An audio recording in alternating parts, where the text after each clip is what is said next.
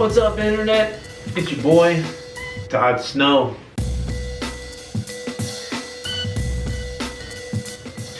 A lot of homeowners right now are asking the same question. Should I sell my house myself or should I use an agent? Totally fair question. Because when you see that commission number, your first thought is usually not, what a bargain. And quick side note, just in case you didn't know, I am a licensed real estate agent in the state of New York. So if you're thinking about selling, investing, or buying, or just want a free 30-minute listing consultation to see what's actually getting homes sold here in the Hudson Valley, then go ahead and text SELL to 845-668-4137. But let's get into the video. Home values have gone up a lot over the last few years. So plenty of sellers look at the numbers and think, wait, maybe I can just DIY this thing. And honestly, sometimes you can. But before you go full HGTV meets LegalZoom and let Google searches be your trusted expert, it's important to understand what you're really taking on in today's market. Because selling a home now is very different than it was a few years ago. Because back in the frenzy market, homes were selling fast no matter who listed them. Inventory was low, buyers were competitive, and honestly, some houses were getting offers like they were concert tickets. And today, buyers are way more selective. They're comparing homes more, they're negotiating harder, and they're paying a lot more attention to pricing, home condition, taxes, and overall value. In other words, they're not just falling in love with the kitchen backsplashes anymore. So strategy matters more now than ever. And the biggest misconception I see with FSBOs, and that's for sale by owner, is that people who think the whole goal is just avoiding a commission check. But the real goal is maximizing what you actually walk away with after everything is said and done. Not just winning a battle on paper and then losing it at closing. If you price a home wrong, it can sit.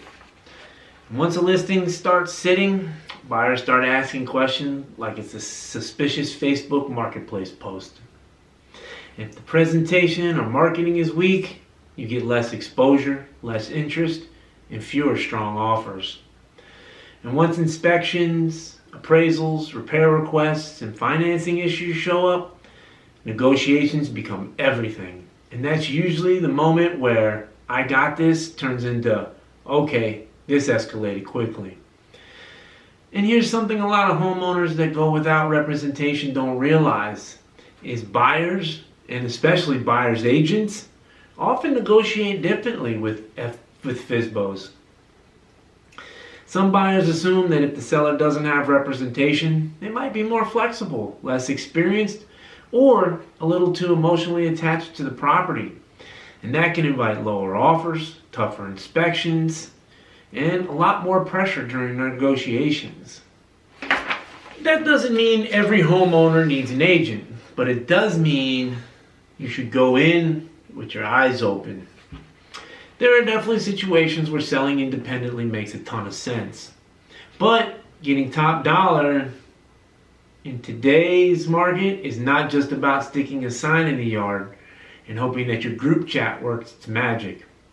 It's about pricing strategy, marketing, presentation, buyer psychology, negotiation, and knowing how to keep a deal together when things get weird. Because real estate has a way of doing that. Especially in today's Hudson Valley market, where buyers have more options and a lot more leverage than they did during the peak years.